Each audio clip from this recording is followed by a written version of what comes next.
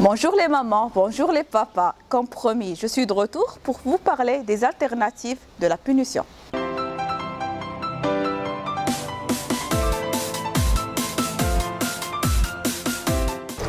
Toutes les études affirment que la punition, comme toute autre forme de violence, est inefficace à long terme et cause des dégâts psychologiques sur l'enfant et le futur adulte.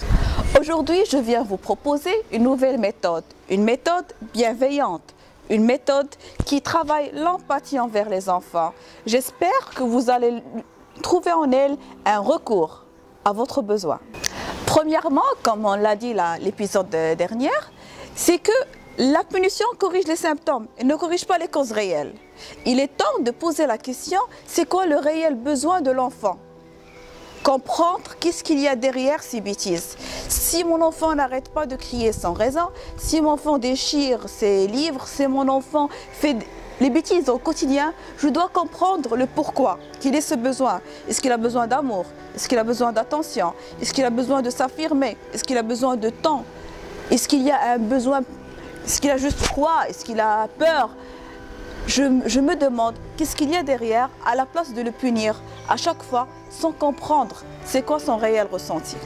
Une fois le bébé à bord, il y a des modifications obligatoires à faire dans l'environnement.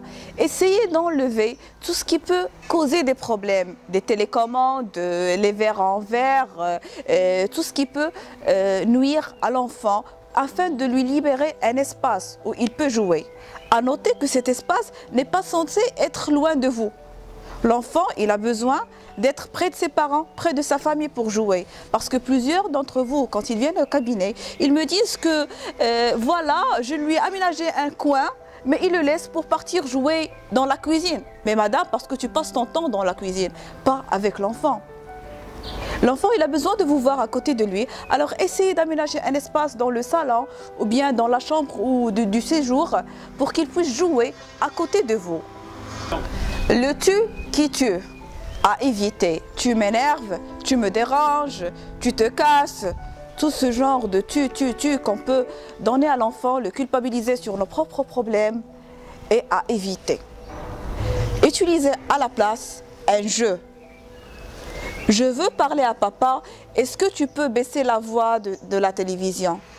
Il y a un jeu, un besoin qui émane de vous et que vous demandez qu'il vous aide dans votre besoin. Mais quand vous vous adressez à l'enfant en lui disant tu es en train de le mettre en état de défense. Comme un adulte d'ailleurs, une fois qu'un adulte, on lui adresse un tu as fait, il a besoin de se défendre. L'enfant aussi, il va se défendre. Alors remplacez le tu avec un jeu et exprimez votre besoin et demandez son aide. Encore écoutez votre enfant avec empathie et je ne cesserai pas de répéter ça, avoir de l'empathie en discutant, en parlant, en écoutant votre enfant.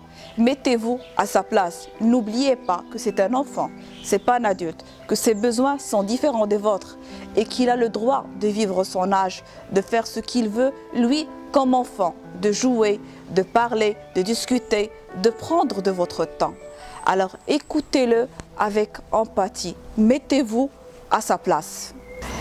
Et pour terminer, en cas de litige, en cas de conflit, essayez de trouver une solution qui peut satisfaire tout le monde. Si par exemple le conflit est sur un espace de jeu, si le conflit est sur un truc qui se passe à l'école, essayez de trouver des solutions.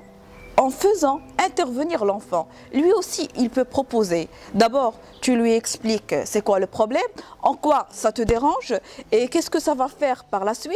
Ensuite, tu peux lui proposer à lui de te donner d'autres solutions alternatives qui seront valables pour tout le monde et qui peuvent satisfaire toute la famille. J'espère que cette vidéo vous a plu. Si vous avez aimé, partagez, ça me ferait plaisir.